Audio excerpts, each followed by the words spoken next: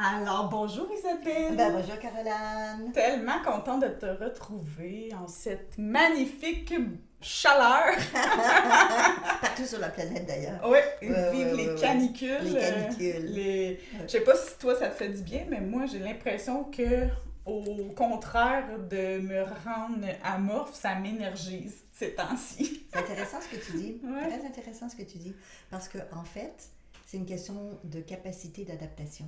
C'est-à-dire que si on reste complètement enfermé à la maison parce qu'il fait trop chaud, qu'à la clim, on rentre dans l'auto, c'est à la clim, on va travailler, c'est à la clim, on va à l'épicerie, c'est à la clim, on vient à la maison, c'est à la clim, on sort jamais. C'est vrai, hein? C'est vrai, notre système reste toujours au neutre.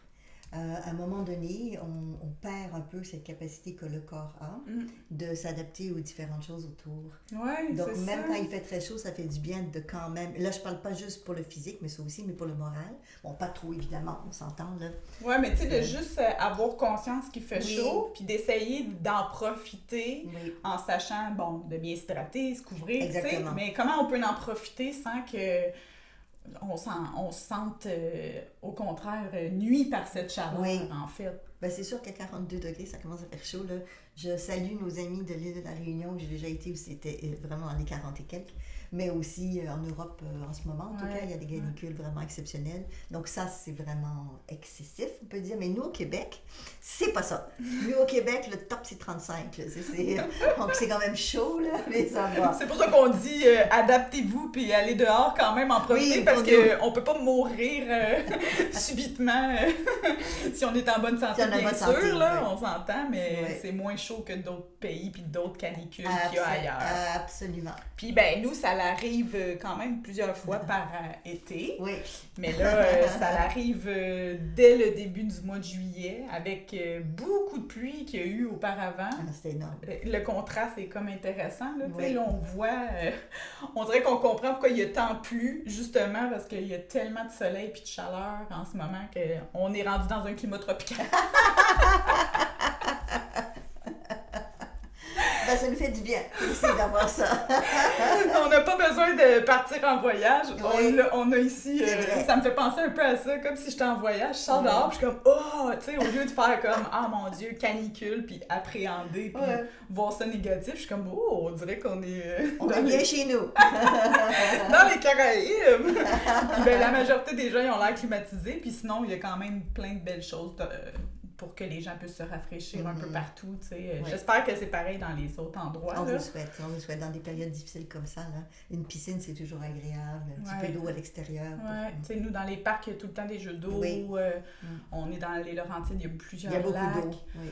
Fait qu'on est chanceux pour ça, mais on le sent, hein? On le sent. Fait que moi, à la place de sentir que ça m'épuise, je sens que ça Plus d'énergie. m'énergise. Elle va être dangereuse. Là. Vous le savez, même quand elle est fatiguée, c'est wouhou! Alors là, Non, mais c'est drôle, parce que je t'ai demandé comment tu te Oui. sentais, puis toi aussi, t'as fait comme « Oh! moi j'ai de l'énergie aussi. Ouais, fait que, tu sais, Ouais. des fois, on en a moins, puis Oui. là, des fois, fait que là, c'est le fun de se le partager. Là, je vais faire mon ancrage. Quand je m'énergise, je me mets un doigt dans le front. Fait que, avis à ceux qui cherchent comment se procurer des sensations. Merveilleux. Merveilleux. Justement, quand on vit une belle émotion, Oui. on peut s'ancrer en faisant un mouvement répétitif. Ouais. Puis après ça, repenser à ce moment-là, refaire notre mouvement, puis automatiquement, un jour, à force de pratiquer, cette sensation-là revient spontanément, comme un effet placebo. Mhm. Tiens. Ouais, j'ai l'impression, moi qui est ancienne infirmière, qu'il y a plein de choses dans l'hypnose qui me fait penser à la puissance du placebo en médecine. Parce que ça a été prouvé qu'on utilise le placebo dans plein de protocoles, dans plein de maladies, pour justement voir la différence entre la médecine traditionnelle puis Les médicaments. le médicament et s'il n'y a pas de médicament. C'est un peu comme l'homéopathie aussi. Tu sais, il y avait beaucoup de médecins qui avaient... Ça fait longtemps que ça existe, l'homéopathie. Puis je trouve que ça fait un peu comme l'effet placebo. Tu sais, on sait que l'effet placebo, ça a l'air de rien, mais quand on prend le temps de regarder les statistiques de réussite de l'effet placebo, C'est à se jeter par terre. Peut-être que ça serait bien que tu décrives c'est quoi l'effet placebo, parce qu'il y a peut-être certaines personnes qui ne savent pas trop de quoi on parle. Ouais, ben en fait... J'ai de la buée dans... Il fait trop chaud, j'ai de la buée dans mes lunettes. On l'a dit qu'il faisait chaud. Ben en fait, un placebo, il peut y avoir plein de façons de faire un placebo, mais classiquement en médecine, on va donner une pilule qui contient que du sucre. Puis, parfois les gens le savent, parfois ils ne le savent pas. Puis, ils ont remarqué qu'en fait, qu'ils le savent ou pas, le résultat est le même. Fait que là, ça aussi, ça me perturbe toujours parce que je me dis, aïe, OK, on n'a même pas besoin de se mentir, on n'a même pas besoin de cacher, tu sais, essayer d'utiliser des tactiques pour déjouer le mental. Puis, on voit ça, dans les publicités, là... déjoue ton mental, puis là, nous qui font de l'hypnose, de la PNL, tu sais, est-ce qu'on déjoue vraiment le mental, on joue dans son dos, on contourne, là, vous nous connaissez, vous savez que non, qu'on aime bien faire interagir tout le monde pour que ça soit harmonieux, mais la science le prouve, qu'il y a des effets parfois jusqu'à 80% de bienfaits avec un placebo versus un médicament que lui, il est peut-être à 50 dans certaines situations. Absolument. Et là, les chiffres, si vous faites des recherches, c'est phénoménal. Donc, on se rend compte que parfois, le placebo est beaucoup plus efficace qu'un médicament. Oui. Donc, et ça, c'est des études qui le démontrent. Oui, exactement. Puis, selon ce que j'ai lu puis ce que j'ai appris, c'était tout ce qui était le rituel autour de prendre un placebo, parce que ça pourrait être comme mon doigt dans le front quand je veux m'énergiser. Son ancrage. Mon ancrage. Je le sais que je vais vraiment m'arrêter, respirer, tu sais, puis je sais exactement quel souvenir je fais remonter pour pouvoir avoir cette sensation-là. Mais à un moment donné, ça devient un rituel. Puis à un moment donné, ça devient une habitude dans mon corps. Puis à un moment donné, ce qui se passe, c'est que avant même que je mette mon doigt, c'est déjà en train de se passer parce que c'est comme... le cerveau ou notre être, comment on dit ça quand on attend que quelque chose s'en vienne, là? Appréhende. Puis les symptômes débouchent avant même que l'acte ait lieu. Fait que ça, moi, ça me fascine parce que souvent, c'est comme quand on pense qu'on prend des décisions, est-ce que c'est vraiment nous qui avons pris les décisions ou c'était déjà dans l'anticipation? Puis, question. Est-ce que c'est vraiment nous? Donc, ça me fascine, cet univers-là. Puis c'est pour ça que je pense que l'hypnose et cet univers-là m'ont tant fascinée parce que j'ai compris en tant qu'infirmière à quel point c'était puissant, le placebo. Puis même moi, j'en ai donné des injections fausses à des patients. Tu savais? Oui. Et c'est le médecin qui t'avait demandé? Oui. Oui, OK. Oui, surtout... Il faisait des études. Oui, exactement. Fait qu'on mettait de l'eau dans des subcutanées pour donner du dilodine, mais c'était pas... Parce qu'il avait réalisé qu'avec cette patiente-là, ça fonctionnait. Oui. Fait qu'on n'augmentera pas sa dose en dose de cheval, comme on dit ici au Québec. On va lui donner de l'eau, puis elle va penser qu'elle l'a reçu. Puis ça lui fait le bon effet pareil. Ça fait le même effet. Parce que justement, peut-être que c'est en lien avec la pharmacie intérieure qu'on a dans notre corps, qu'Isabelle nous a toujours dit qu'on a une super puissante pharmacie à l'intérieur de nous et qu'on est capable de se procurer nous-mêmes ces sensations-là, calmante, apaisante, même récompense, hein, parce que c'est exactement comme le café le matin. Un café, ça prend en moyenne 30 minutes avant de faire effet, mais c'est drôle, hein, on fait juste moudre le café, puis déjà, il y a quelque chose qui se passe. Hein? Oui, une gorgée, puis on est parti, on est sûr. Mais c'est placebo. Notre café, il va faire effet dans 30 minutes, mais on a déjà l'effet. On prend la gorgée. Donc, c'est ça qui expliquait que le rituel, oui, parce que notre corps a tendance à anticiper ce qui s'en vient, puis automatiquement, il déclenche le mécanisme. Puis là, on pourrait justement voir tout ce qui est positif et négatif à cette anticipation-là que notre corps, hein? Parce que l'inverse du placebo, c'est le nocebo, si je ne me trompe pas. C'est ça. Et on peut faire le même trip, mais inverse. Comme, par exemple, il y avait un patient qui avait essayé de se suicider. Il avait pris tous ses comprimés d'un seul coup, une trentaine de comprimés, et il était vraiment mal en point. On ne l'a pas réanimé, mais cette personne-là s'est ramassée aux soins intensifs et tout. Rien n'allait, jusqu'à temps qu'un médecin dise « Mais c'est parce que c'est des placebos qu'il a ingurgité. » Wow. Et là, on lui a dit, et quand il a compris que c'était des placebos, son corps est redevenu en équilibre. Et là, ça me fait penser à plein de choses, Oui. comme des allergies, des intolérances, tu sais, comme... Oui. Je généralise, mais est-ce que notre corps a cette capacité d'anticiper puis de déclencher des réactions avant même qu'on en ait conscience? Absolument. Clairement. Absolument. Donc, est-ce qu'on pourrait justement observer ça de plus près, comme avec l'hypnose? Oui, les neurones miroirs et tout ça, oui, ça existe, on le sait déjà. Oui, exactement. Donc, Mm-hmm. je trouve que c'est d'une puissance, puis qu'on parle pas assez, tu sais, parce que quand est-ce qu'on parle de placebo, là, vraiment, là, dans les médias, dans les... C'est tellement connu aujourd'hui qu'on n'en parle même plus. Tu sais, on n'en parle même plus, mais Seigneur, pourquoi qu'on se prescrirait pas des petites pilules de sucre? Je t'ai amené des petites pilules de sucre. Moi, juste de l'eau, ça va aller, parce que ça fait le même effet, t'as dit. Donc, voilà. En fait, c'est le rituel. Mm-hmm. Fait que là, ça me fait penser aussi à toutes les techniques qui existent au monde pour guérir. Oui, il y a d'autres choses là-dedans, mais en voulant dire, aïe, le cerveau est tellement puissant, ou la conscience de notre corps, j'irais même à dire, parce que notre corps a, pour moi, une conscience qui est capable de créer tellement de choses sans même qu'on en soit conscient. C'est pour ça qu'on fait des affaires puis on veut pas, mais ça se passe. Hein? Donc, à quel point notre anticipation peut nous gâcher la vie, jusqu'à se rendre à une fausse crise de cœur, hein? C'est un peu ça. Puis j'ai un exemple parfait des gens autour de moi qui ont une personne qui avait des problèmes cardiaques, qui justement, toute sa vie depuis sa naissance a des problèmes cardiaques, a jamais été hospitalisé. Puis depuis qu'il sait qu'il va être opéré, avoir son opération, ça fait 4 fois qu'il rentre à l'urgence. Je dis 4, mais ça peut être 3. Parce que justement, qu'est-ce que vous pensez qui se passe? Pourquoi il y a 4 fois qu'il est rentré en si peu de temps à l'hôpital depuis qu'il a dit qu'il avait son problème cardiaque? Puis avant, il ne savait pas, puis il ne se passait rien. C'est quelque chose, hein? Oui. C'est quelque chose. Puis ça va dans tout, là.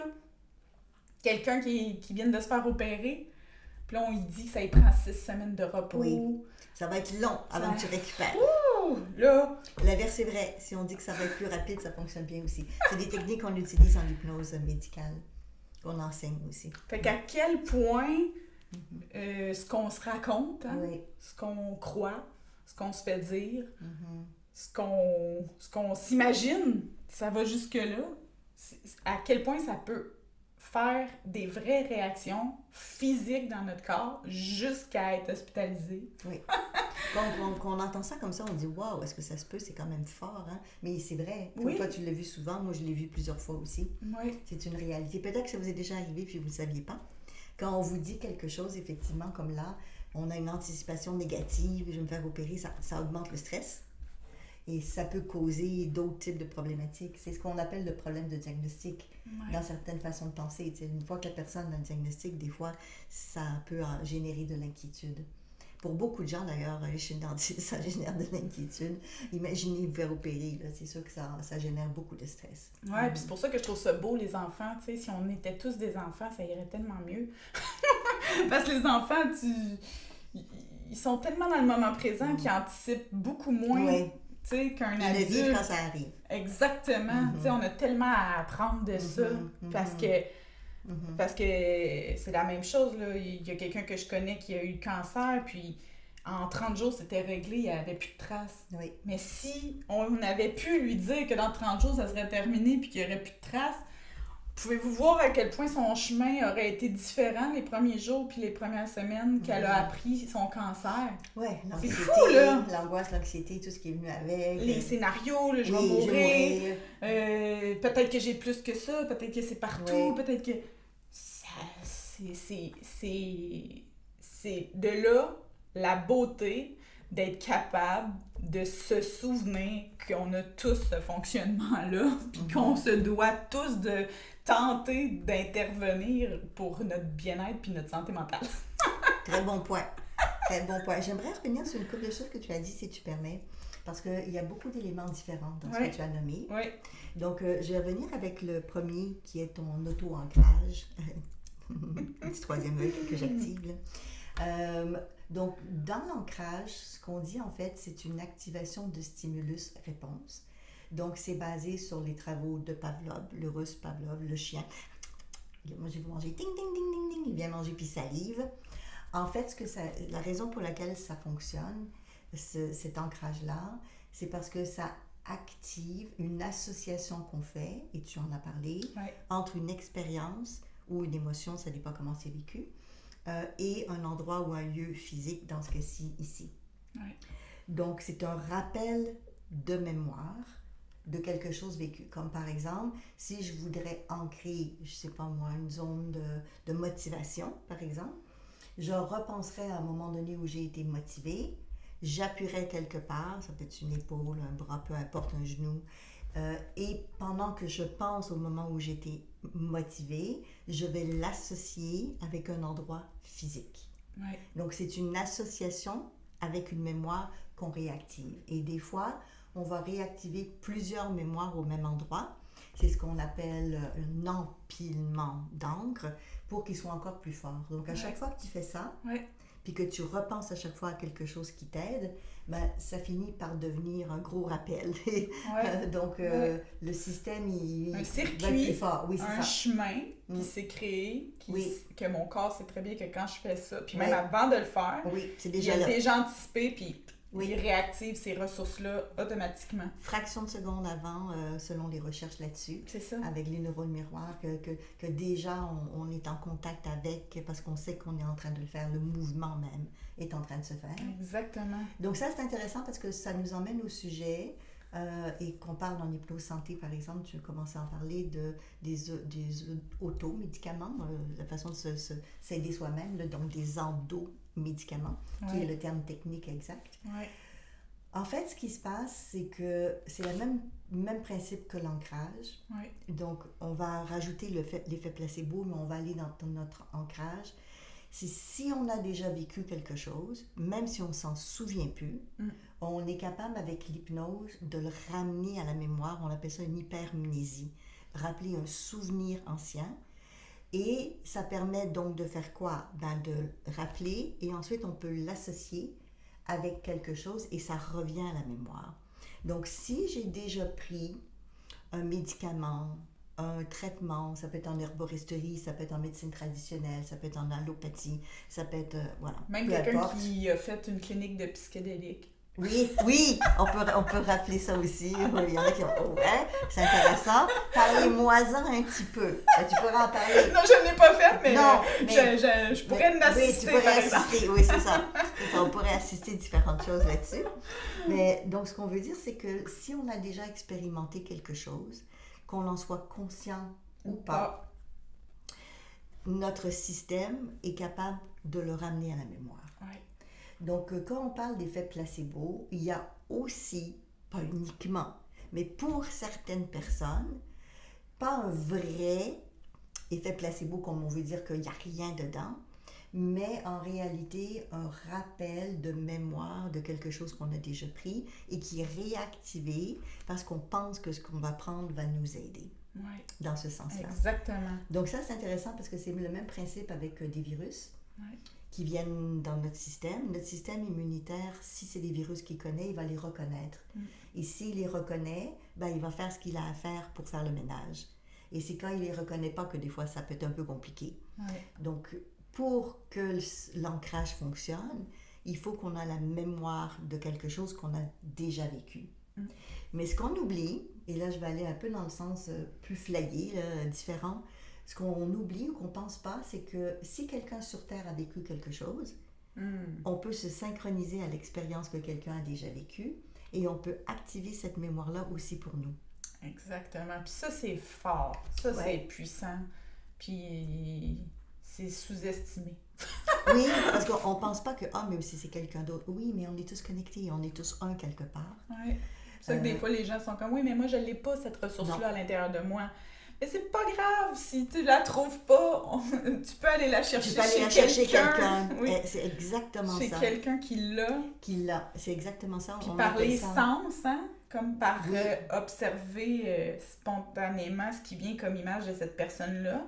C'est comme si on est capable de capter comment qu'elle se tient, comment que... Tu sais, toute son énergie, puis toute ses pensées même, tu sais, comment qu'elle voit la vie, comment qu'elle se positionne.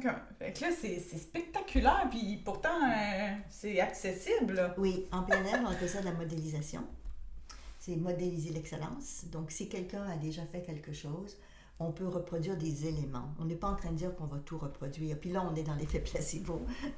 Mais ce qu'on veut dire, c'est qu'on peut reproduire des choses qui sont surprenantes et qui peuvent nous faire du bien. Donc, si vous, à l'intérieur de vous, vous avez déjà vécu quelque chose, ça peut être une auto-guérison, par exemple, une autorégulation, une stabilisation, appelez ça comme vous voulez, ça veut dire que vous avez cette capacité qui est déjà là, qu'avec l'hypnose, on peut réactiver sans souci, vraiment. En auto-hypnose ou guidée en hypnose. Mais même si la personne ne connaît pas l'hypnose, et là on revient sur ce qu'on appelle l'effet placebo, chaque personne en dedans d'eux a cette possibilité. On a déjà parlé souvent, Caroline, que l'hypnose est naturelle. Et là, c'est tellement une preuve encore plus. Oui, puis de comment l'utiliser, tu sais, c'est ça qu'on essaie de vulgariser un peu aujourd'hui, de pourquoi la puissance de l'hypnose est si belle, et puis il y a d'autres techniques aussi, mais nous, c'est surtout la PNL, l'hypnose et le coaching, puis tout ça mélangé et tout ça reviré de bord. Mais c'est parce que souvent, moi j'ai l'impression que les gens, ils cherchent un remède à leur souffrance, puis tout le monde a le droit, moi aussi je passe par là, puis des fois ça revient, hein, puis il faut que je me redise des choses pour ressortir de là, parce que c'est un peu ça, en fait.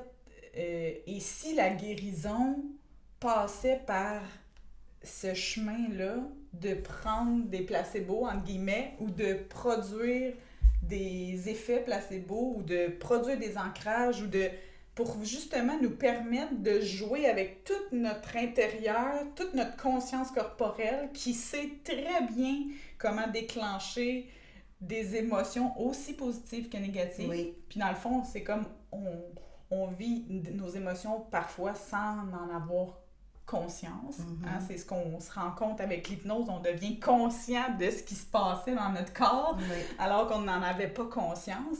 Fait que c'est comme si on prend juste le temps de s'observer puis de voir à quel point que ça a été une pensée qui a déclenché tout ce tsunami intérieur ou que c'est juste quelqu'un qui a fait un regard, qui a rappelé une mémoire. En fait, c'est ça. C'est des rappels, de l'anticipation pour que vous puissiez le visualiser, mais sans qu'on s'en rende compte. Puis là, c'est parti. Boule de neige. Puis là, on sait plus comment arrêter ça. Puis là, on pense que c'est nous, c'est notre personnalité, c'est qui que je suis. Alors que c'est juste un mécanisme totalement naturel qui se déclenche toute seule si on n'en prend pas conscience, puis si on ne prend pas le temps de s'observer pour pouvoir faire wow, puis mettre autre chose. C'est pour ça que dans beaucoup de disciplines, vous entendez, dans la tradition ancienne avec les philosophes, là, connais-toi toi-même. Vous avez déjà entendu ça, mais c'est de ça qu'on parle.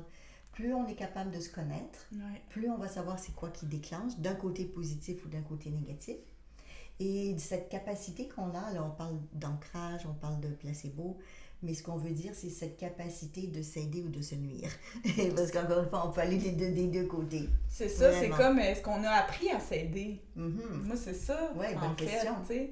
C'est ça que j'aime. Est-ce que vous avez appris, vous, à vous aider? C'est ça que j'aurais aimé qu'on me dise, tu sais, au lieu de me dire, ben non, faites-en pas avec ça, qu'on me dise, aïe, on va reculer, là. Qu'est-ce qui s'est passé? Tu sais, on va aller voir, là, que c'est juste une réaction en chaîne automatique qui s'est déclenchée, puis qui n'a rien à voir avec la personne même qui est en face de toi, puis avec qui tu as envie de te battre.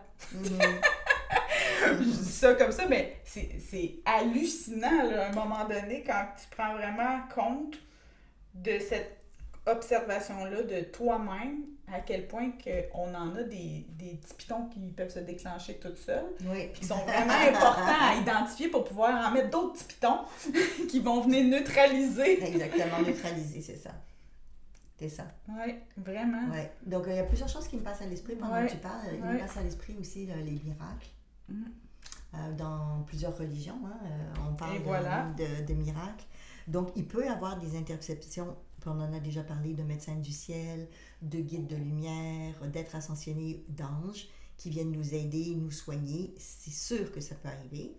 Mais là, on ne parle pas tout à fait de ça aujourd'hui. Ouais. On parle de sans nécessairement accéder à des êtres d'ailleurs, que nous, déjà en tant qu'humains, à l'intérieur de nous, on a dans notre système déjà cette capacité, soit de réactiver ce qu'on a déjà dans nous mais qu'on a oublié, ou deux, se connecter avec quelqu'un d'autre, de vivant ou de décédé, en plus, mais qu'on aurait peut-être connu, qui a la capacité que l'on cherche, que l'on désire et que l'on cherche. Ouais.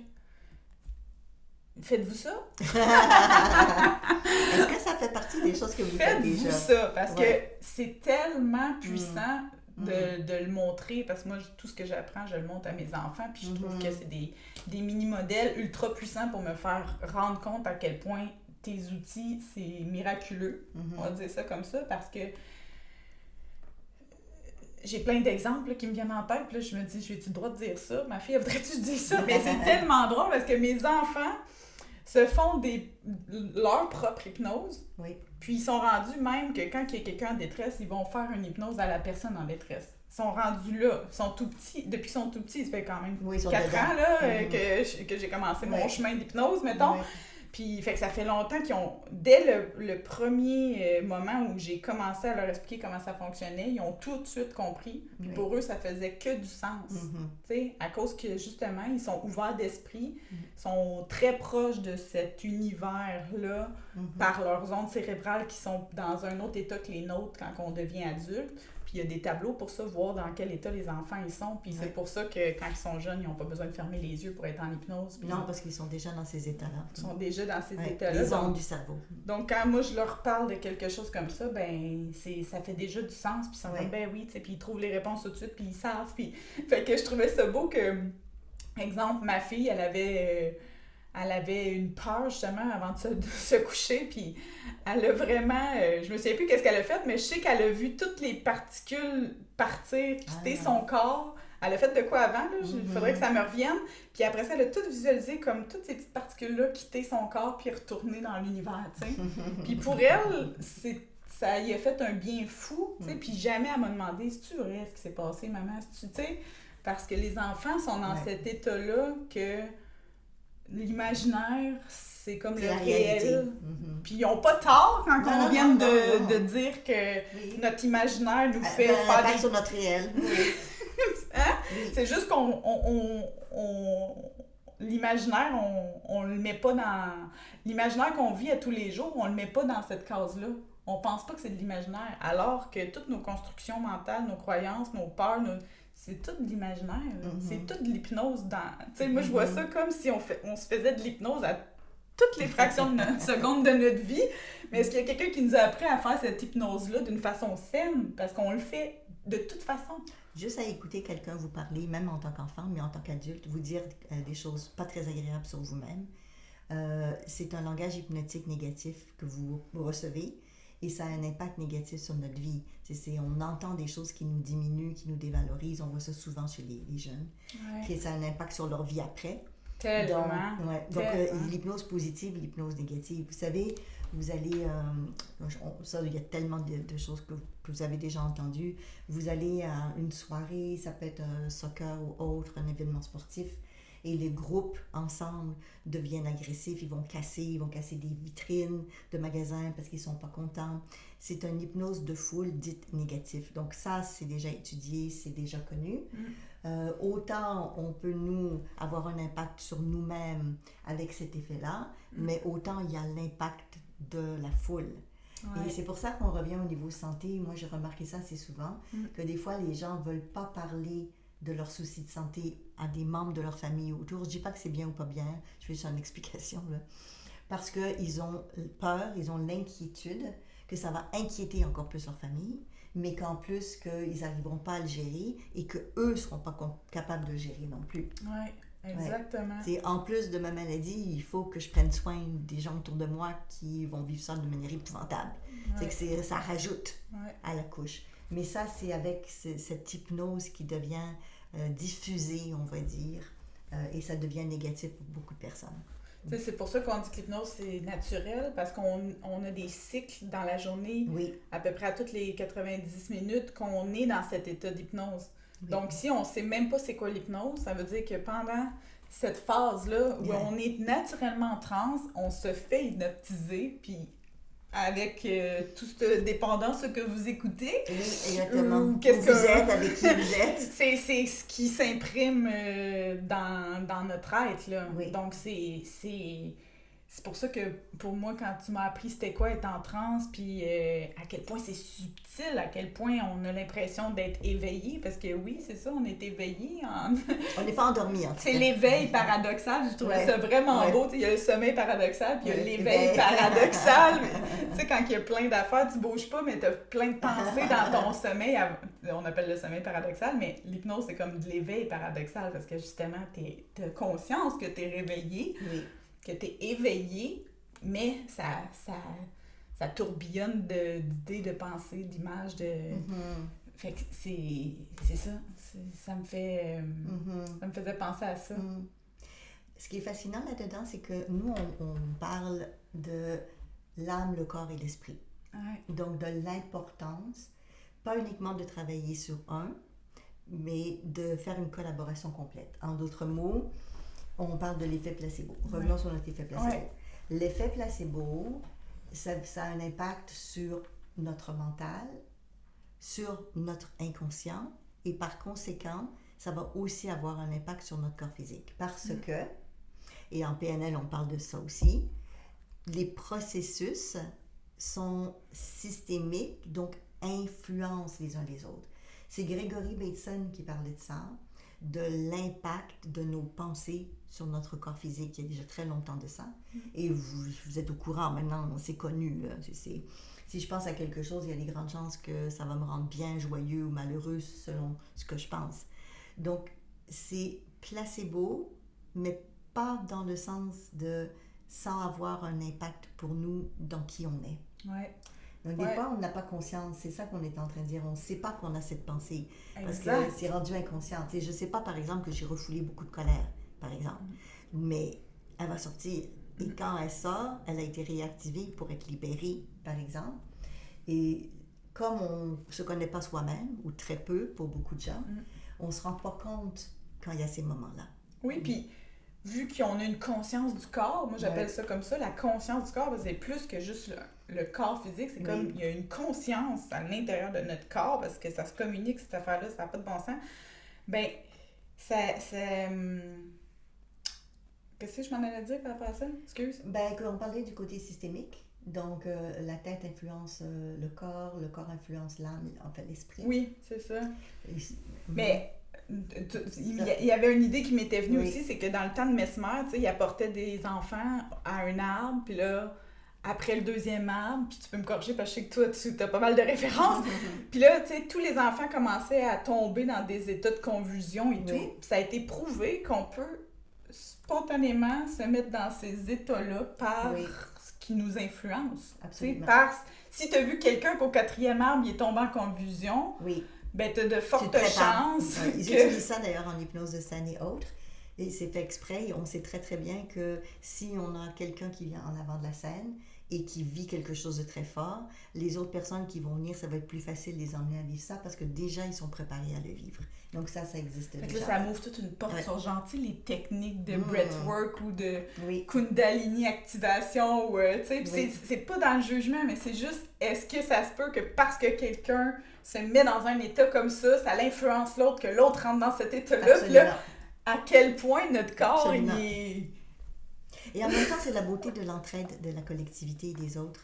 Parce que si quelqu'un à côté de moi, on parle de breathwork, de travail respiratoire, si quelqu'un à côté de moi a cette capacité de faire remonter une chose pour lui, ça va me donner moi la possibilité, parce que je suis à côté puis mon cerveau s'est connecté à l'autre, de le faire aussi si j'en ai besoin. C'est ça. C'est comme un va aider l'autre, même sans le demander, sans même le savoir nécessairement. Oui. Comme quoi, ça peut être positif ou moins, si vous moins allez dans bien, ça dépend. C'est sûr que si vous allez dans un centre commercial ou dans un hôpital, les gens ne sont pas très bien et que vous ne faites pas attention à ça, vous allez vous épuiser ou revenir assez fatigué. Puis mon idée est revenue, en fait, c'est que vu que le corps, il est tellement une belle conscience, c'est que lui, j'ai l'impression qu'il cherche jamais à bloquer puis à créer des blocages. Comme si, lui, en fait, là, il sait très bien comment nettoyer, comment se libérer, comment évacuer, quand est-ce que le corps est prêt à libérer, puis que c'est justement nous, parce qu'on n'est pas conscient ou qu'on n'est pas attentif, qui voit pas le pattern qui est en train de se répéter, puis pouf, on le remet là. T'sais? Alors que lui, là, tout ce qu'il cherche, c'est... Il est fabriqué pour évacuer, tu sais, parce que souvent les gens vont dire « Ah, je suis bloquée, tu sais, puis là je veux guérir, puis là je veux m'en libérer, mais c'est parce que il fait ça tout le temps. Oui, il fait ça naturellement. Il le fait naturellement, t'as pas besoin non, c'est le travail du nerf vague, par exemple, de libérer tout ce qui est cumulé, qui est en trop, il va le libérer. Notre corps, il est programmé pour ça maintenant. Qu'est-ce qui fait que ça se fait pas? Exact, c'est ça. Ben, c'est parce on lui donne juste peut-être pas la place, l'espace quand que ça se manifeste parce qu'on n'en a pas conscience. Oui. Comme tu as dit, t'es redéclenché, la colère elle remonte. Oui. C'est là qu'il y a besoin d'espace. Là. Oui. C'est là.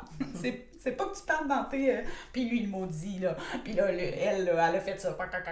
Non, on est dans un processus que ton corps il est en train de libérer quelque chose. Oui.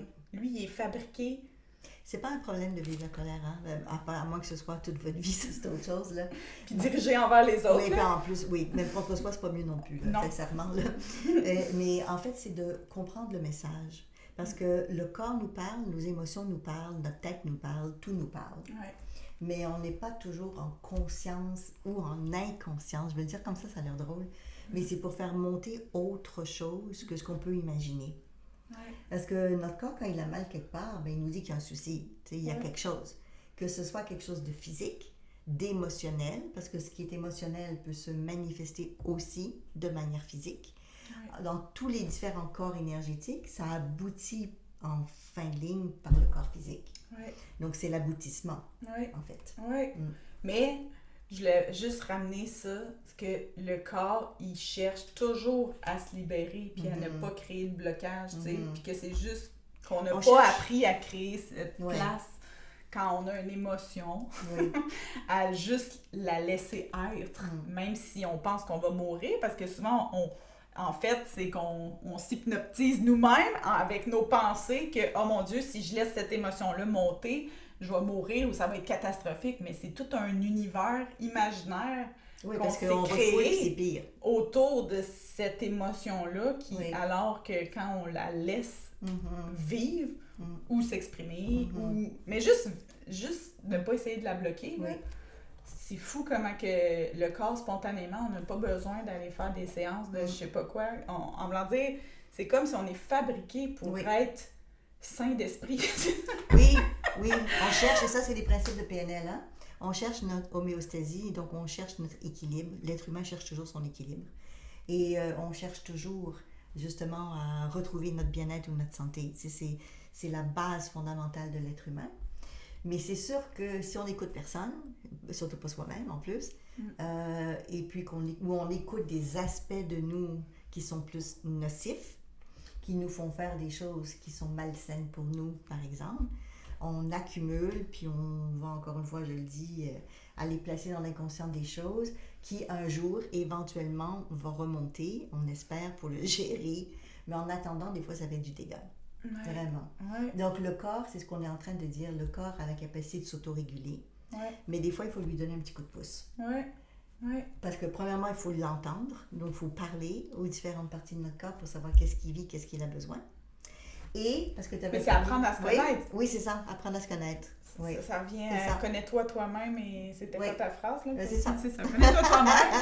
Tu connaîtras le monde, je pense, c'est ça, quelque chose de même. Mais c'est ça, parce que même les besoins, il faudrait qu'on s'imprime ça, aller chercher une petite feuille PDF, sortez les besoins parce que on n'a pas juste besoin de manger, dormir. Non, ça c'est sûr. On a beaucoup de besoins différents possibles. Oui. Puis des fois qu'on connaît même pas. Il y a plein d'ateliers là-dessus, justement, sur les besoins. Ils mettent des feuilles à terre, les gens se promènent juste pour regarder quel besoin on peut avoir dans la vie. Des fois, ils connectent avec un besoin qu'ils n'avaient jamais entendu. Jamais imaginer, c'est ça. C'est hallucinant comment, parce que on dit ça, fait que là, bonne chance. Si on connaît pas les besoins Fait qu'aller faire une petite recherche sur Internet sur les besoins, c'est vraiment important. Ça va être bon pour tous les gens qui sont autour de vous aussi, vos enfants, d'apprendre à connaître ses besoins. Puis là, ce qu'on dit, c'est qu'on n'est pas en train de dire du tout qu'il n'y a pas de problème de santé physique. Hein? Non. Bon, c'est pas ça qu'on dit. Ce qu'on dit, c'est qu'il y a différentes façons de s'aider et de faire en sorte, entre autres juste avec nos pensées, l'effet placebo, nos croyances, nos attitudes, l'espoir d'être mieux, la foi pour certaines personnes aussi, que des choses peuvent se mettre en place aussi dans notre corps physique, alors que selon peut-être certains, ça ne serait pas possible. Et même des miracles. Ça l'a passé à la télé là, récemment. Il y a un monsieur que je connais éloigné qui a guéri miraculeusement d'un cancer en phase terminale. Oui. Puis il a expliqué son histoire, tu sais. Oui. Fait que ça existe vraiment. Ça existe vraiment. Oui, fait que juste d'y croire aussi, tu sais, qu'un miracle, ça existe.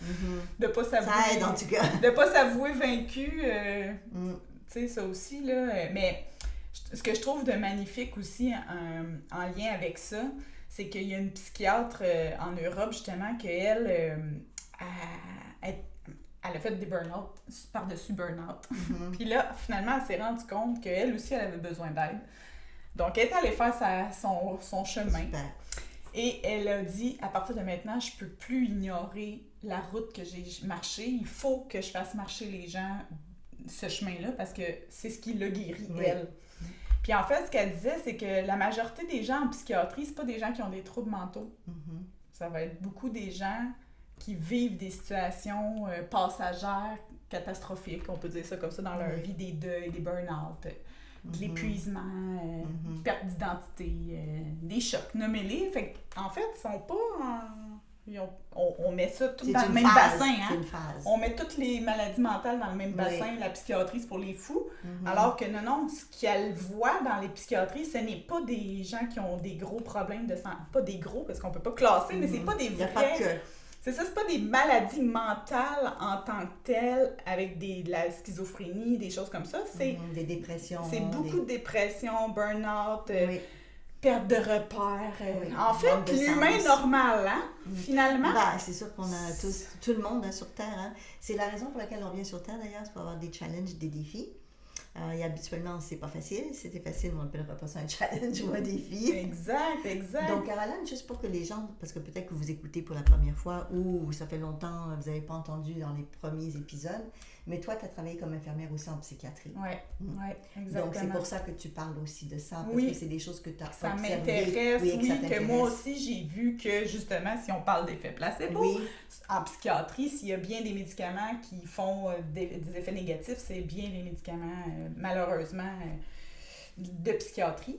Donc, cette psychiatre-là a dit, moi, je veux plus donner de médicaments, sauf si c'est vraiment nécessaire, parce que t'hallucines, c'est vraiment pas drôle, là. On va faire en sorte que tu arrêtes d'halluciner quand c'est vraiment des choses, c'est ça, vraiment pas agréables. Mais sinon, tout ce qui est les autres types, ben à la place, je vais leur offrir des séances en parenthèse de méditation.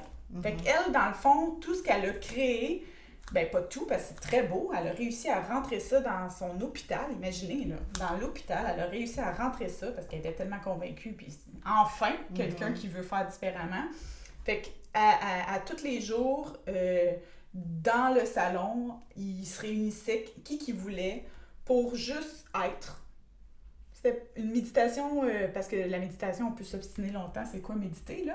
Fait qu'elle, elle l'explique très bien, tu sais, que c'était juste un moment pour s'accepter totalement comme on est, sans chercher à modifier. Fait que ça me faisait penser à notre pratique d'hypnose, d'être juste dans la présence, en fin du compte, tu sais, pour te permettre de créer cet espace-là. Mais on parle beaucoup de pleine conscience et tout, c'est dans ce sens-là. Oui, mais je trouvais ça beau, tu sais, elle disait comme 3 phrases clés, puis c'était ça, tu sais, il n'y a rien à faire, il n'y a rien à changer. Tout est parfait, tu sais, comme... puis c'est un peu plus complexe que ça, là, parce que là, ça a l'air un petit peu rose bonbon, mais elle s'est rendue compte que les gens, la majorité, n'avaient plus besoin de médicaments et en fait, ce qu'ils avaient besoin, c'était d'un rituel. C'était d'un espace où ils pouvaient être accueillis totalement. Tu sais, le lien, hein? Peut-être l'effet des autres, comme on a dit tantôt. Oui. il pouvait quitter quand il voulait, il était libre. Puis là, ben en fait, ce qu'elle s'est rendue compte, c'est que elle voulait plus les sauver. Elle a resté assise dans son siège, puis elle a dit que ceux qui veulent venir participent, parce que quand tu viens de façon autonome, ça veut dire que tu as à l'intérieur de toi, quelque part, l'espoir que tu peux t'en sortir en faisant que s'asseoir. C'est une autre façon de penser, hein? C'est vraiment, puis ça me fait penser, tu as déjà entendu ça, à Hawaï, avec le Ho'oponopono, qui a été une méthode aussi qui a été inventée, entre autres, par différentes traditions, mais qui a été repris par un psychiatre qui travaillait donc évidemment en psychiatrie aux États-Unis, à Hawaï. Et lui, ce qu'il a fait, c'est exactement le même principe. C'est qu'il a décidé d'arrêter de traiter d'une certaine manière et qu'à chaque fois qu'il recevait un patient, de se dire qu'est-ce qui en moi est touché et qui est vécu ou similaire que ce que le patient vit. C'est la base du Ho'oponopono, de regarder en soi et ensuite d'accueillir, de dire merci, de libérer, de demander pardon. Ça, c'est la technique qui est comme ça. Mais c'est complètement autre chose. Donc, il existe autre chose. Moi, je connais des médecins aussi qui travaillent dans des EHPAD, des centres pour personnes âgées et qui donnent plus ou très peu de médicaments à ces gens-là, mais qui vont plutôt travailler avec des herbes, avec des plantes, avec des méditations, comme tu dis. Et ils ont remarqué à quel point ça donne aussi des effets constructifs. Parce qu'il ne faut pas oublier qu'il y a l'effet aussi des médicaments. Toi, tu es infirmière. Tu sais qu'un médicament mélangé avec un autre, il peut avoir des effets secondaires assez importants. Et si on parle de nos personnes âgées, il y en a des mélanges. On peut pas dire le contraire.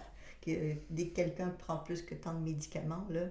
Donc, c'est pour ça que... Oui, puis il y a même des médicaments pour les effets secondaires. En fait, il faut rajouter... c'est quelque chose. C'est quelque chose. Bon, après, quand on en a vraiment besoin, évidemment, prenez. On n'est pas du tout en train de dire de ne pas prendre. Tout ce qu'on vous dit, c'est qu'il peut y avoir d'autres réalités. Des fois, on peut vérifier nos attitudes ou nos croyances. Et des fois, c'est nos croyances qui empêchent... Même des fois, moi, j'ai déjà vu ça, hein, parce qu'en hypnose, des fois, je renforce la capacité du médicament de donner des effets. Parce que des fois, la personne stoppe l'effet du médicament. Pour de vrai, là, c'est vrai. Là.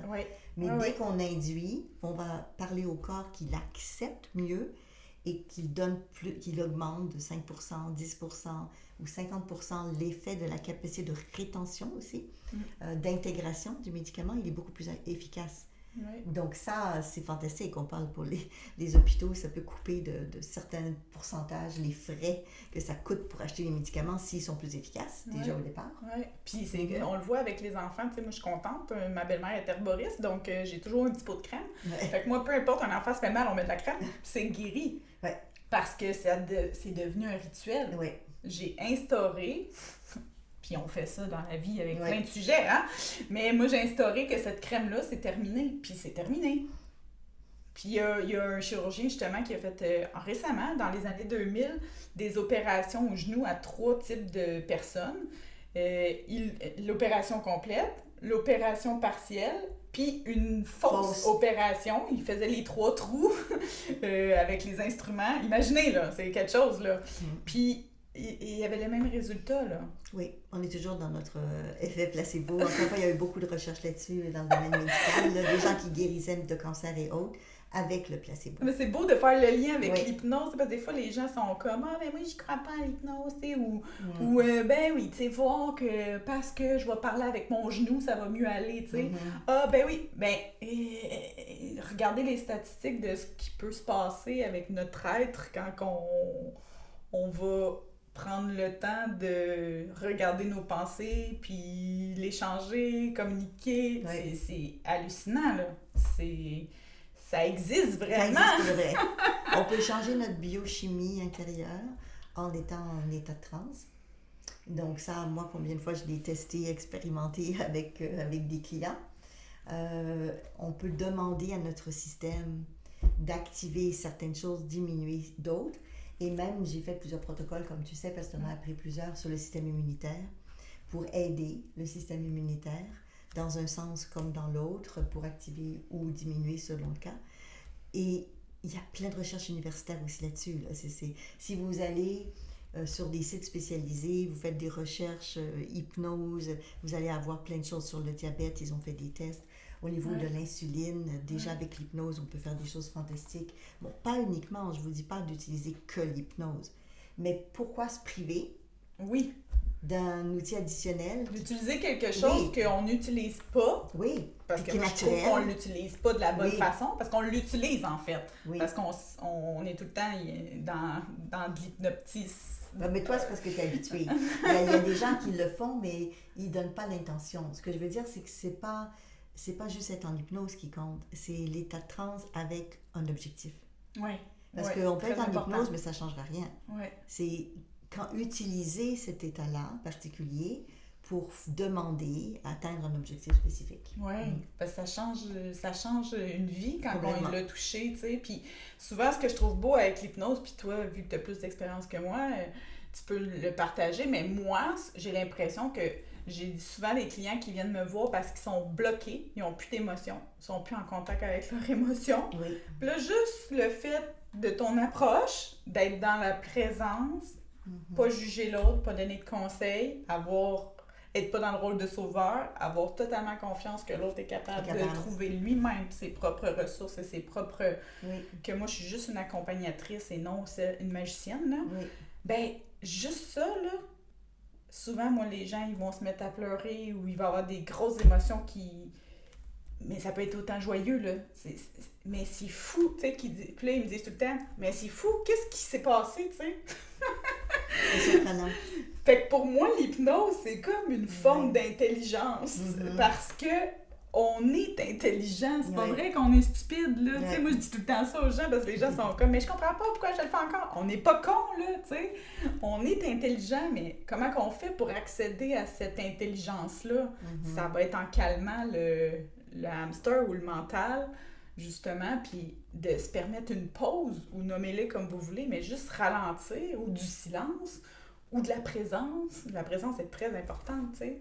À quel point d'être juste soi, juste soi-même, sans que moi j'aie envie de changer la personne, en n'ayant aucune attente de qu'est-ce qui va se passer. Elle peut vivre ce qu'elle a besoin de vivre. Sans lui dire quoi faire en plus. Sans lui dire quoi faire. On lui dit pas, moi, c'est pas une approche directive, c'est vraiment non directif. Et tu l'as tellement bien dit, c'est que on est dans cette certitude, et ça vient aussi du docteur Erickson, Milton Erickson, le psychiatre, que la personne a ses solutions et ses ressources. Donc, on laisse l'inconscient de la personne trouver ses réponses. Ouais. On peut donner des pistes. Peut-être que ça pourrait être ceci, peut-être que ça pourrait être cela, peut-être que ça pourrait être ça. Mais c'est vraiment l'être intérieur qui va choisir ce qui est adapté et approprié pour la personne elle-même. Oui, parce que souvent, pour être en toute honnêteté, moi, je m'attendais tout sauf à ce qui se passe. Oui, on a toujours des belles surprises. Donc, il faut vraiment être dans un lâcher-prise, dans la non-performance pour accompagner à ta façon. Ce qui est très challengeant au début quand tu es une ancienne infirmière. Qui aime bien suivre tes protocoles. Oui, parce que là, il y a un protocole de base, mais il faut s'adapter à ce qui est là, à ce qui se passe. Donc, on est dans le présent, vraiment dans l'instant. Oui, et pas dans le sauveur. Non. Donc, c'est pas moi qui sais ce qui est bon pour elle. Oui. Fait que ça aussi, ça demande beaucoup d'humilité, oui. De non-performance, tu sais, d'être dans tout, tu sais, pas tout ce qu'on peut faire parce que c'est énorme, mais cette présence-là que tu nous apprends à incarner, tu sais, il faudrait que tout le monde puisse le faire dans le milieu de la santé, ce serait tellement magique. Ben, je vous invite à l'expérimenter, ne serait-ce qu'à faire une formation d'auto-hypnose, aller voir quelqu'un pour expérimenter l'hypnose, peu importe l'approche que vous voulez, parce qu'en hypnose, il y a beaucoup de choses possibles. Nous, on vous a déjà parlé de l'éricksonien, de l'hypnose classique, de l'hypnose directive, de l'hypnose non directive, de l'hypnose transtemporelle, de l'hypnose santé, il y a l'hypnose médicale, il y a plein de formes d'hypnose différentes. Ouais. Mais il y en a une qui est bonne pour vous et adaptée pour vous, c'est cet état de transe qui correspond à vos besoins spécifiques. Ouais. Où justement, on permet à la personne qui explore ou à la personne qui vient nous voir de pouvoir apprendre à se connaître, en fait. Oui, exactement. Exactement. Et ça peut être aussi juste pour, pas juste dans le sens négatif, mais oui, c'est ça. La personne, elle n'arrive pas à trouver des solutions. Et vous avez une situation difficile, vous êtes bloqué, et vous n'arrivez pas, on peut faire une induction hypnotique, vous guider pour que la créativité, pour que votre inconscient vous donne des pistes de solutions et que ça s'ouvre tout d'un coup à dire « Ah, ok, Eureka, là, ça y est, là, j'ai trouvé. » là. Et ça peut être aussi pour le côté créatif. Donc, pour avoir plus d'idées, plus d'imagination, plus de... L'inconscient a tellement de potentiel. Oui, puis ça fait le lien avec la psychiatre qui a instauré la méditation. Dans le fond, elle a réalisé qu'en se sortant du rôle de sauveur, il n'y a plus de risque qu'elle tombe en burn-out. Là, parce que là, elle prend plus sous sa responsabilité le bien-être des autres. Elle a pris cette posture que tu nous as montrée. C'est un peu ça, en fait. Qu'elle a confiance au fait que chacun est capable de s'en sortir, puis qu'il a l'intelligence pour le faire, les ressources en lui. Puis justement, c'est peut-être ça, cultiver cette nouvelle façon de faire qu'on nous a pas appris depuis notre tendre enfance. Ça m'emmène, ce que tu dis, à parler pour que les gens soient capables de prendre le pour et le contre de tout ça. C'est vrai tout ça, mais pour ça, il faut que la personne soit consentante. Donc, on parlait de psychiatrie tout à l'heure. Et combien de fois j'ai entendu ça, mais toi, c'était ton métier, tu as entendu ça très souvent, mais quelqu'un qui a des difficultés en santé mentale, on va l'encourager à générer des changements, à faire des choses, et des fois, et très souvent, ils vont refuser. C'est demande de l'aide, non. Prends tes médicaments, non. Tu devrais, non. Pourtant, c'est quelque chose qui les aiderait à être mieux. Donc, si la personne n'a pas de consentement, nous, en tout cas en hypnose, on n'ira pas dans la manipuler, même si on sait que ce serait mieux pour sa santé ou son bien-être. C'est pas le but. La personne est capable de prendre ses décisions pour sa vie, même si on ne comprend pas toujours ce qui est en arrière. Mais nous, en hypnose, on peut poser ces questions-là, surtout avec l'hypnose transtemporelle. Pour quelles raisons tu vis ça? Qu'est-ce qui est en arrière de ça, même avec des problèmes de santé mentale? Oui, en fait, c'est cette posture-là qu'on parle, puis dans ton exemple, il faudrait tellement que tout le monde l'apprenne. Parce qu'il est là, le saut quantique. Ah, il est là, le saut quantique. Moi, je trouve qu'il est là, le saut quantique. Je blague, mais ça en fait partie d'un saut quantique, à mon avis, parce que, tu sais, les gens, ils cherchent souvent des transformations profondes, puis ils veulent revenir différents, puis changer, puis, tu sais, là, sont prêtes, là. Ben, commence par ça. Il faut commencer par quelque chose. Commence par croire que tout le monde a la capacité de se sauver lui-même, puis d'être capable d'accepter que cette personne-là aussi ne veut pas se sauver. Oui. En restant à ta place et en acceptant ça aussi. Oui. Parce que ça me fait penser à ce que tu viens de raconter, parce que ça demande toute qu'une force aussi d'être capable de dire, écoute, cette personne-là, elle a le droit.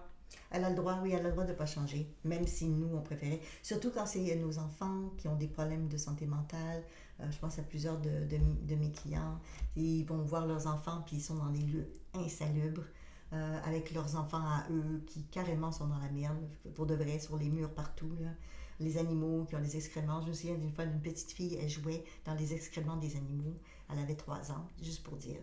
Ça arrive, ce genre de situation-là. Et donc, effectivement, il y a des choses vraiment difficiles. Et je reviens à ce que tu dis parce que c'est ton lien pour moi entre donner son pouvoir ou garder son pouvoir. Et même si je prends des mauvaises décisions pour moi, c'est quand même moi qui les prends.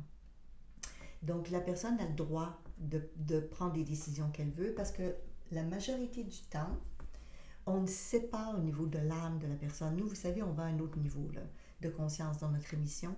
On ne sait pas pour quelle raison vraiment la personne a choisi de vivre tel challenge, tel défi ou tel enfer. Mais si on commence à aller vérifier ensuite qu'est-ce qui fait qu'elle a choisi cette vie-là, où elle a choisi ses enfants en difficulté, parce que ça a un impact sur sa vie à elle. Quand nous, on a des enfants qui ont des gros problèmes, c'est sûr qu'on est impacté. Et on a besoin, reprendre le mot, de se positionner. Qu'est-ce qu'on fait, qu'est-ce qu'on n'aide pas pour les aider? Moi, je pense à mes clients qui me racontent que tous les mois, leur fils ou leur fille leur demande de l'argent. Et puis, des fois, des gros montants. Puis, où est-ce que c'est parti? C'est supposé être pour l'épicerie. Mais après, des fois, on apprend qu'ils ont eu des compulsions et que ça a été pour acheter de la drogue ou pour jouer à des jeux. Et c'est sûr qu'après, il doit se positionner, restreindre encore plus. Donc, on peut se faire abuser pour vouloir aider. Oui, exactement. Mais, tu sais, vu que tu nous enseignes d'aller plus loin, tu sais, puis je trouve ça tellement beau parce que moi, je l'ai exploré, exemple, avec mon ami qui s'est suicidé, puis c'est vraiment ça, tu sais, même avec le suicide, tu sais, c'est difficile ce que je vais dire, prenez ce qui vous convient, mais pour moi, ma vision aujourd'hui, il avait le droit de se suicider aussi. Oui. C'était son choix. Puis ça aussi, à un moment donné, ça fait du bien, tu sais, quand on fait « OK, tu sais, parce que, tu sais, on va dire c'est de la santé mentale. » Oui, je suis d'accord, mais peut-être que c'était son choix aussi, puis clairement, c'était son choix s'il est arrivé, s'il avait planifié, puis que ça s'est passé comme c'était prévu, puis qu'il n'est pas revenu, bien clairement, c'est un choix qu'il a pris, tu sais. Fait que aussi difficile soit-il, exemple, un enfant qui se drogue, ou ça nous permet de mieux vivre, d'être dans un meilleur état psychologique, d'être capable de comprendre que l'autre aussi peut faire ses propres choix puis qu'il est lui-même responsable de sa vie. Exactement. Même si on dit qu'ils n'ont peut-être pas la capacité d'être aussi responsables que ça, parce que des fois, on trouve des excuses pour eux aussi. C'est pas parce que quelqu'un souffre d'une maladie ou d'un problème de santé mentale qu'ils ne sont pas responsables. Bon, c'est vrai qu'on le voit bien en cours, là, des fois, ils sont jugés comme inaptes, mais des fois, ça peut être des excuses aussi. Certains d'entre vous, vous avez déjà entendu ça. Donc, nous, ce qu'on dit, c'est qu'il ne faut pas donner son pouvoir à quelqu'un d'autre, mais il faut aussi laisser le pouvoir à l'autre. Bien, c'est parce que c'est là que c'est important, en fait, tu sais, c'est parce que moi, ce que je perçois aussi, c'est que tant et aussi longtemps que quelqu'un veut sauver quelqu'un ou qu'il le laisse pas, qu'il accueille pas le fait que c'est son choix, bien, cette personne-là, malheureusement, elle n'a pas son pouvoir. Exactement. Mais dès qu'on accepte qu'on est capable de rester dans notre siège, moi j'appelle ça comme ça, puis de faire comme, hey, tu sais quoi, c'est ta vie, c'est ton choix, bien c'est à ce moment-là que la personne, elle peut vraiment choisir. Avant ça, c'est comme s'il est pris, c'est comme s'il y a c'est ça, c'est comme si c'est toi qui as pris son pouvoir, mais quand tu lui remets entre les mains, comme la psychiatre avec ses patients, elle remet leur destin entre leurs propres mains, bien c'est là que l'évolution peut se produire chez l'autre, tu sais. Fait que moi, je vois des gens autour de moi que je vois très bien que si leurs parents, ou peu importe, puis essayez de réfléchir à votre entourage, est-ce qu'on leur laisse vraiment leur pouvoir entre les mains? Ou est-ce que tout le monde est en train de patcher, de coller les morceaux, les rescaper, donner de l'argent? Parce que tant que... Ça a l'air cruel, là, mais... Tant que le pouvoir n'est pas entre les mains de la personne qui doit prendre ses propres décisions, faire ses propres choix, ben c'est bien dur pour elle de se sentir puissante, en fait. C'est clair. Moi, je pense à une de mes clientes, bref, j'ai toujours des exemples de mes clientes, parce que j'en ai plusieurs, là. Mais je pense à une de mes clientes, son fils, on parle de positionnement. Donc, son fils, régulièrement, elle lui disait, c'est la fête des mères, est-ce que tu viens manger, ça serait super, c'est la fête des pères. Il disait toujours oui, mais il venait jamais. Et bien sûr, ça générait beaucoup de déception chez elle et de frustration. Donc, à un moment donné, au lieu de toujours lui demander, ce qu'elle a décidé de faire, ce positionnement, c'est qu'elle lui a dit, écoute, tu sais que dans notre famille, on fête la fête des pères, la fête des mères, Noël, elle a nommé toutes les fêtes fêtées. Et elle dit, je te demanderai plus jamais à partir de maintenant si tu viens ou si tu viens pas, mais sache que la porte est ouverte et qu'on fête ça si tu veux venir. Comme ça, je serai plus jamais déçue de toi, j'aurai plus d'attente et ça va moi me libérer et toi tu fais ce que tu as envie. Ouais, c'est-tu beau, hein? C'est beau, hein? Êtes-vous capable de faire ça? Moi, j'ai trouvé ça... Tu sais, quand je parle de saut quantique, là, je blague, mais c'est ça que je veux dire par... Pour moi, les gens veulent du changement, veulent évoluer, ben commencer par... Tu sais, mettre les limites. Écoute, il y en a tellement de sphères, mais les gens se demandent comment évoluer. Ben, en voilà un exemple. C'est un bon exemple. Elle a sauvé sa peau en faisant ça. Puis elle n'a pas nui à son fils parce qu'elle lui a dit que la porte était ouverte. Mais en même temps, elle a enlevé le pouvoir qu'elle exerçait sur lui. Elle lui a redonné son propre pouvoir et elle a repris le sien. C'est réellement ce qu'elle a fait. Et conclusion, il n'y a pas été. juste parce que vous posez la question, est-ce qu'il est venu? Non, il n'a pas été plus. C'est ça, alors que si elle ne l'avait pas dit, puis qu'elle n'aurait pas été capable de remettre le pouvoir entre les mains de son enfant, ben elle serait peut-être décédée, cette personne-là, aujourd'hui. C'est possible. Ben, elle serait peut-être malade. Parce que c'est ça la vie, là, en fait, là, tu sais. Ton approche, ton école, c'est, en tout cas, moi, ce que j'ai pigé dès l'entrée chez toi, ça a été ça, de rester à ma place, puis de comprendre que commence par te gérer toi. Oui, c'est déjà de la job. On a déjà beaucoup de travail. Non, mais c'est ça. Commence par te gérer toi-même, reprendre ton pouvoir où est-ce que tu l'as enlevé aux autres, là, redonne-les leurs, là, puis juste ça, là, bonne chance. Et c'est facile de prendre du pouvoir quand c'est des gens qui dépendent de nous, où on a l'impression qu'on a quelque chose à leur donner, soit parce qu'on se sent coupable, parce qu'on se sent responsable, peu importe les raisons. Et j'enlève aucunement la responsabilité familiale, c'est pas ça du tout. Non. Mais c'est plutôt de dire que si moi je me positionne pas, les autres vont se positionner ou vont me forcer à me positionner. Donc c'est mieux, quand c'est possible en tout cas, que vous choisissiez vous-même. Vraiment. Ouais. Puis ça amène au burn-out, à l'épuisement, à la dépression. C'est tout ce qui est comme très fructueux en ce moment dans le monde. Oui. Fait que ce serait bien de regarder, est-ce que vous avez entre vos mains le pouvoir de quelqu'un d'autre, hein? Parce que c'est parti d'une bonne intention, vouloir aider l'autre, sauver l'autre, protéger l'autre. Mais en même temps, c'est un des problèmes les plus catastrophiques et destructeurs, en fait. C'est vrai? C'est vraiment vrai. C'est vrai. Puis d'être capable de faire « Ah ouais, tu sais quoi, à partir de maintenant, là, je te protège plus, Puis de le dire à la personne, hein, parce que c'est peut-être la première fois que la personne va se le faire dire, parce que peut-être que la personne, elle a mis son pouvoir entre les mains de plein de personnes. Peut-être qu'elle va continuer d'aller le donner à d'autres personnes. Mais le plus beau service qu'on peut rendre à quelqu'un, c'est bien de lui remettre son pouvoir entre les mains pour qu'enfin il puisse choisir vraiment. Puis pour faire un saut quantique, prenez donc tout votre pouvoir entre les vôtres. Je vous garantis que c'est tout qu'un exercice à faire. Et ce qui est fantastique là-dedans, c'est quand nous, on reprend notre pouvoir, l'autre a la possibilité de le faire.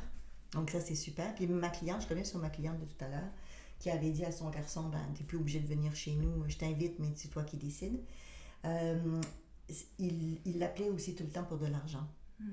Donc, elle a compris à un moment donné, après lui avoir donné des milliers de dollars, là, elle a compris que c'était pas une solution. Donc, elle lui a dit qu'elle arrêtait. Puis, elle a remarqué, parce que les autres membres de sa famille, donc ses frères, ses sœurs, etc., l'ont appelé pour dire « Ouais, ton fils, il nous appelle, il veut de l'argent. Donc, c'est sûr que si une porte est fermée, il va ouvrir ailleurs. Donc, eux, ce qu'ils ont décidé de faire, c'est de faire un comité de famille et de prendre des décisions ensemble. Donc, on ne lui donnera pas d'argent, on va se tenir ensemble. Et ça, je trouve ça fantastique, c'est de retrouver son pouvoir, mais aussi familial. C'est pas juste individuel, personnel. Face à une situation qui est de ne pas aider l'autre, ça donne l'impression qu'on ne l'aide pas, mais en fait, on lui rend service. C'est ça. Parce que c'est ça qui est difficile à voir. Oui, c'est ça. C'est difficile à voir, mais c'est tellement un bel exercice à faire de réaliser qu'on détruit la personne en tentant de la sauver. C'est fou, là. Non, c'est ça. Mais eux, ils ont trouvé une solution en famille parce que ce qu'ils ont fait, c'est qu'ils étaient prêts à donner de l'argent si c'est pour de la nourriture ou si c'était pour des soins réels, mais pas pour des addictions ou pour jeter à la poubelle ou pour perdre. Parce qu'en fait, il achetait des choses qui brisaient. Qu'il n'utilisait même pas, et des gros montants. Donc, eux, ce qu'ils ont fait, c'est qu'ils ont, à chaque fois que lui venait et disait qu'il avait besoin d'argent, ils allaient vérifier auprès de quelqu'un qui était proche de lui si c'était vrai, puis c'était pour manger, puis c'était pourquoi. Donc, ce que je veux dire, c'est que l'idée, c'est pas d'abandonner les personnes qu'on aime, qui sont en difficulté, c'est pas de ça qu'on parle. Non. Mais de pas contribuer à empirer ou à augmenter la problématique. Et que vous le subissez. Parce qu'il faut dire que c'est le mot-là aussi, subir. C'est vraiment une relation malsaine d'établie entre deux personnes. Exactement. Puis c'est souvent, en tout cas moi je trouve que souvent quand les gens se transforment puis qu'il y a des ruptures dans la vie, parce que souvent les gens vont dire « Ah ben moi j'ai évolué ou j'ai changé puis j'ai perdu toutes mes amies ou je suis rendue toute seule ». Ben clairement, parce que si t'es plus là pour rendre service à tout le monde, ça se pourrait que tu te retrouves tout seul. Le temps que tu trouves du monde qui se sont eux-mêmes sauvés. C'est sûr. Mais c'est pour ça que c'est si confrontant à faire, parce que oui, il y a l'enjeu de perdre souvent la relation, parce que justement, c'est une relation qui était basée que sur cet échange de manipulation ou de pouvoir. Parce que clairement, vous donnez votre pouvoir à l'autre personne aussi. Là. Oui, ça c'est sûr. Fait que c'est terrible. Là. Oui. C'est vraiment... Tu avais parlé tout à l'heure d'émotions. Je vais faire le lien avec ça parce que souvent, les gens agissent de cette manière-là parce qu'ils vont perdre leur pouvoir ou prendre le pouvoir sur l'autre sans s'en rendre compte. C'est pas avec une mauvaise intention. Mais en arrière de ça, il y a souvent de la peur. Ouais. Peur de perdre, peur d'être jugé, peur de ne pas être un bon parent, peur de ne pas être un bon enfant, ou de la colère. Il y a d'autres émotions aussi, mais aussi de la colère. Donc, très souvent, ce qui est en arrière de ces enjeux-là, c'est des choses qui n'ont pas été dites, qui n'ont pas été nommées, mais qui n'ont pas été dans une action concrète. Donc, quand on a déjà fait une émission sur les émotions, mais je veux juste rajouter ça aujourd'hui parce que je trouve ça important dans ce qu'on est en train de discuter, même au niveau de la santé, c'est la découverte de nos émotions refoulées, mais avec la compréhension on n'a pas entendu ce que l'émotion voulait dire, et si on n'écoute pas ce que l'émotion veut nous dire, on ne fait pas les gestes concrets et l'action qui est en arrière de ce qu'elle veut dire.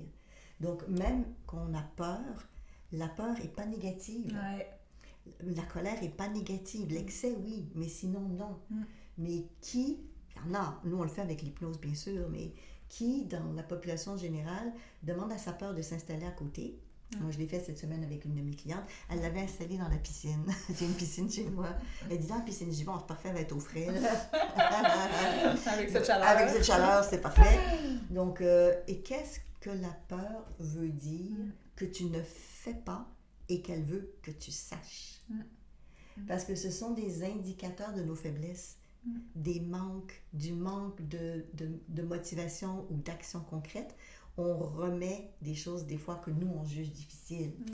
Et je pense à une de mes clientes que son fils a des problèmes de santé mentale et que les enfants vivent dans des situations difficiles, j'en ai parlé tout à l'heure, dans des excréments et autres, là, c'est vraiment assez terrible, avec des manipulations émotionnelles et autres. Et sa peur, parce qu'elle avait des peurs en arrière de ça, sa peur, en fait, elle lui disait juste, quand est-ce que tu vas appeler la DPJ, la protection de la jeunesse, pour faire quelque chose, parce que tu sais que ça n'a aucun sens. Elle avait beau se dire, ça n'a pas de sens, ça n'a pas de sens, ça n'a pas de sens, mais elle ne faisait rien pour protéger ses petits-enfants. Oui, ça c'est un cas classique. Moi qui en ai vu dans beaucoup d'histoires et de cas, c'est toujours la même chose. Les familles ne dénoncent pas parce qu'ils savent qu'ils vont perdre le lien avec leur enfant. Oui, alors qu'ils ne le perdent pas toujours. Ça dépend comment c'est fait. Hein. Tout est toujours pareil. C'est ce qu'ils pensent. Hein? Oui, c'est des inquiétudes. Ça se peut que ça soit qu'est-ce qui va arriver aussi. Oui. Ça se peut que ça soit temporaire, ça se peut que ça soit pour toujours, mais effectivement, dans ce que tu racontes, en fait, c'est qu'il y a toujours des conséquences, puis que parfois, c'est des conséquences lourdes, comme couper un lien temporaire ou pour tout le temps. Ou pour tout le temps. Oui. Tu sais? Fait que c'est pas pour... C'est ça qu'on disait, on n'est pas stupide. On le répète encore, on est très intelligent. Puis si on ralentit nos ondes cérébrales ou si on prend le temps d'être juste dans l'accueil de ce qui est là, à être à notre écoute, ben c'est là qu'on peut comprendre ce qui se joue dans nos émotions, dans nos pensées, dans nos croyances, puis voir vraiment qu'est-ce qui est sain ou pas pour nous, puis choisir à partir de ce moment-là l'état qu'on veut. Donc écoutez-vous, écoutez votre corps, écoutez vos émotions, mais pas juste dire il y a quelque chose. Demandez-leur, ils ont besoin de quoi, il se passe quoi pour eux. Allez chercher cette ressource, activez-les dans l'effet placebo et dans les ancrages. Oui, vraiment. Donc, on vous laisse là-dessus. Pensez à, justement, ce qu'on a parlé de prendre, de ne plus être dans le sauveur, puis de remettre à l'autre sa responsabilité. Quelle force vous auriez besoin de développer pour rester bien assis à votre place et ne pas tomber dans le rôle du sauveur?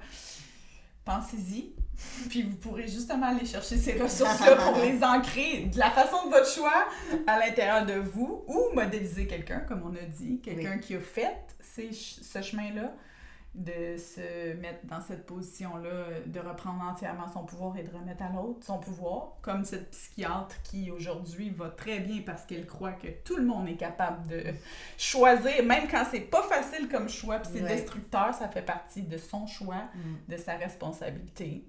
Donc, merci pour votre écoute. Bye bye tout le monde, à la prochaine. Merci Isabelle, à bientôt. Bye bye Caroline.